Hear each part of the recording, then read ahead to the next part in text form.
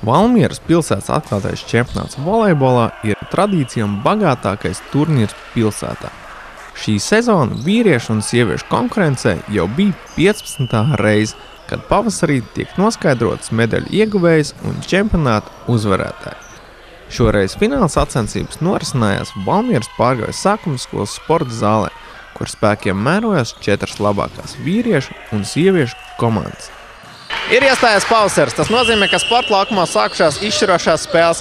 Šobrīd Valmieras sporta studija ir ieradusies Valmieras Pārgājas sākuma skolas sporta zālē, kur notiek Valmieras pilsētas atklātais čempionāts volejbolā gan vīriešiem, gan sievietēm. Kā redzams, šobrīd notiek ļoti spraigas cīņas, un tieši tādēļ Valmieras sporta studija dosies laukumos, lai noskaidrotu par situāciju tuvāk. Visus čempionātu 15 gadus kā galvenā organizatora ir darbojusies volejbola entuziasta Ieva Stiģa, bet par čempionātu godīgas spēles ievērošanu vienmēr rūpējies turnīra galvenais tiesnesis Elmārs Gaišais. Šo gadu gaitā sacensības ir iemantojušas lielu popularitāti ne tikai Valmieras volejbolistu vidū, bet arī citās Latvijas pilsētās.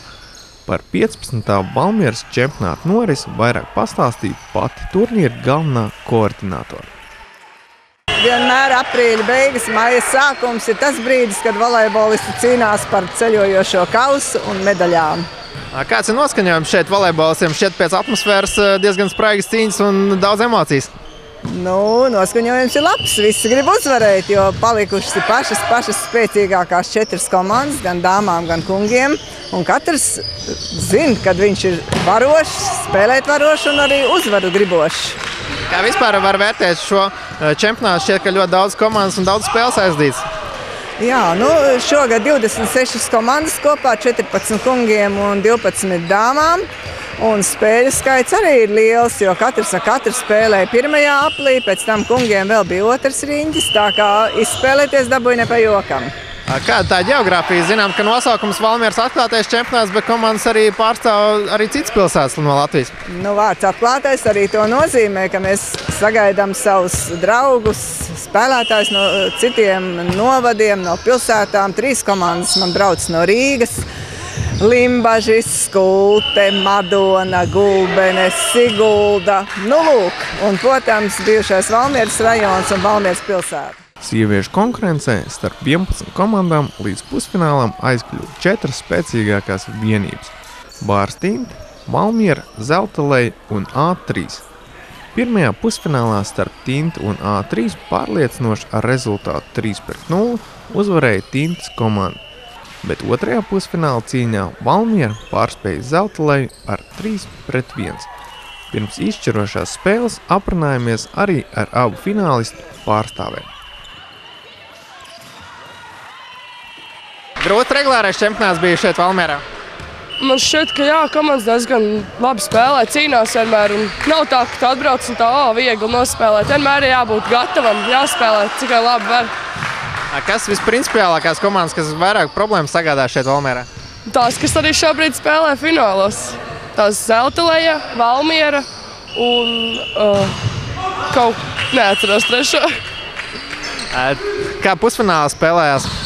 Pusfinālā bija diezgan sākums, bija grūts, bet pēc tam palika vieglāk. Iespēlējāmies komandu un uzvarējām, protams. Kādā treniņu režīmā vispār komanda gatavojas kopā ikdienā spēlē vai tikai savācās čempionātu? Mēs esam vairākas meitenes, kas mēs trenējamies dienā kopā, bet ir arī 2, ar kurām mēs satiekamies tikai sacensībām uz šīm. Kā vispār šīs sacensības un atmosfēra šeit Valmierā? Man ļoti patīk. Vienmēr prieks braukt spēlēt. Un prognozes par finālu un uzvarētāju? Protams, ejam par zelta medaļu cīnīties, kā bija plānots.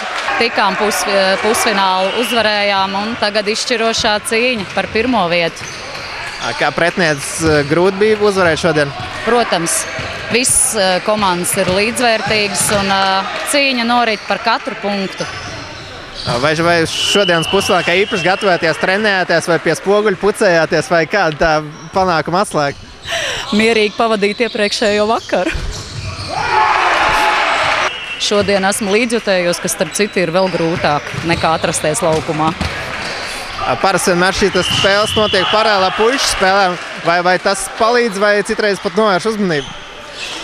Tā kā puiši nespēlē tajā laikā, kad meitenes, tad tas nenovērš uzmanību, jo var pilnībā veltīt uzmanību puišu komandu cīņām. Un kādas prognozes par finālu gan puišu, gan meiteņu konkurencē? Ar meiteņu volejbolu ir tāpat kā ar bitēm. Nekad neko nevar zināt līdz pēdējai minūtei. Vīriešu konkurencē vislielākā intriga izvērtās starp valets un burtnieku komandām. Šīm abām nesamierināmajām pretiniecēm, lai noskaidrotu uzvarētāju, bija nepieciešami visi 5 seti. Abas komandas pretiniekus nežēloja un emocijas bieži vien sita augstu vilni. Un tomēr, lai arī regulāro sezonu ļoti pārliecinoši aizvadīja valete, ieņemot 1. vietu, bet burtnieku pusfinālam kvalificējās ar grūtībām, šajā pusfināla 5. setā veiksmīgāk bija tieši burtnieku volejbolisti iekļūstot finālā. Otrajā pārī starp Rīgas komandu Krauna un Ramata uzvar ar rezultātu 3-0 guva Ramata. Mēs spēlē gatavojamies diezgan nopietni un paldies Dievam uzvaru. Izskatījās, ka mēs spējām noskaņoties un uz tām emocijām uzkurinājām sev un uzkurinājām, tas deva papildus spēks mums šajā uzvarē. Un tālāk uz finālu kādas prognozes?